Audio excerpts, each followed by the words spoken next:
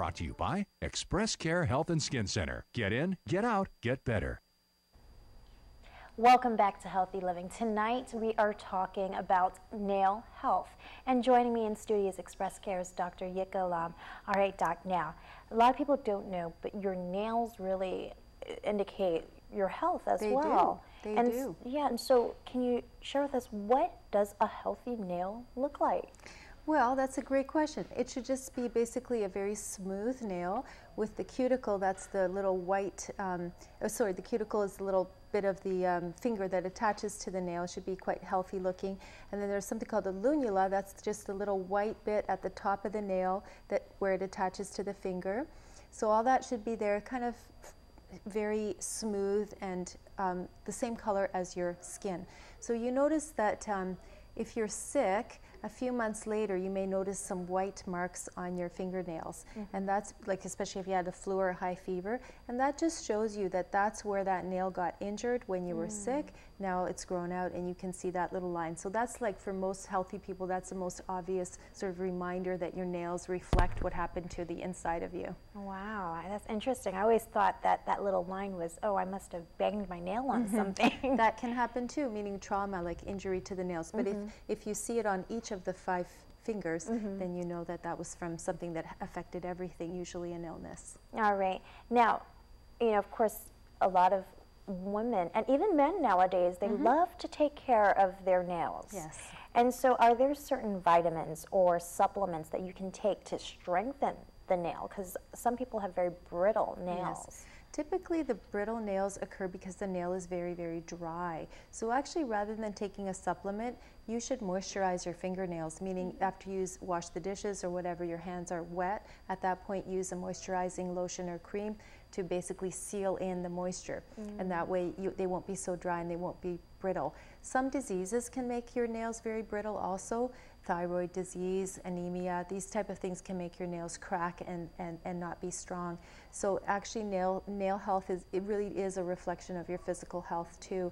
But if you really want to take a supplement, you can just take a regular general multivitamin. If they have those ones over the counter that say skin and nails and hair and so on, they truly don't have much effect on your nail health more than another regular multivitamin would. All right. Now, how can you prevent someone from biting their nails? I think this is a problem that my daughter has too sometimes. That's a challenging problem because, of course, it's psychologically based in anxiety. So understanding it's not about the nails, it's about the child's anxiety and maybe obsessive type behavior. Sometimes people do that. Talking to them about it, sometimes it helps. Reminders, trying to encourage them not to do it, substituting a different behavior in for that. So when you feel like biting your nails, instead go jump up and down, take a walk, drink a glass of water. But you can buy actually some it's kind of like nail polish that tastes very bitter. And you can paint that on the nails and that'll remind them not to bite. They have to be motivated. I bit my nails till I was about 15. Really? Yeah. Oh, okay, all right. So hopefully my youngest daughter started it, but my older daughter, she already grew out of that already. So yeah. Our next question is, should I be worried if my nails are discolored? Yes, you should or be. Spotted. Well, the discoloration, not so much worried, but just notice. Of course, people that smoke will have discolored fingernails. People that work in industry with chemicals and so on will also have discolored fingernails. Sometimes hairdressers or beauticians, people that are using a lot of dyes and so on will have discolored nails. So it can be from your environment. But if you have none of that going on and your nails are just kind of turning yellow or changing shape or getting thick and so on, then you may actually have a nail disease. And the most common one that we see is psoriatic nail disease, meaning related to this disease psoriasis. Sometimes people don't even have the rashes of psoriasis, they'll just have the nail disease, and the nail becomes quite thick, raised up with pits and a yellowish discoloration. Wow, okay. Now, are there foods that a person can eat to strengthen the nails? And we were talking about vitamins and supplements, but not really. Just a generally healthy diet that will benefit all parts of you, including your nails. All right. Now, earlier we talked about cuticles, and you know, when you go to the salon, they push back push those them back, cuticles. So is it important to do that? And no, why? actually, it's probably not that healthy of a thing to do. In the salon, they'll push back your cuticles for the appearance, because when you push that back, it makes the nail look longer, which in turn makes the finger look longer, and this is a sign of beauty for women. However, when you push the cuticle back, what you're doing is you're disrupting the barrier between the fingernail and the finger. That's kind of like a seal, like a little sort of, I can't think of a better word than seal. So when you disrupt that, then germs can get in, fungus can get in, bacteria can get in, and so you can get infections around the nail, particularly in people who work a lot with wet things, doing a lot of dishes or cleaning, that type of thing.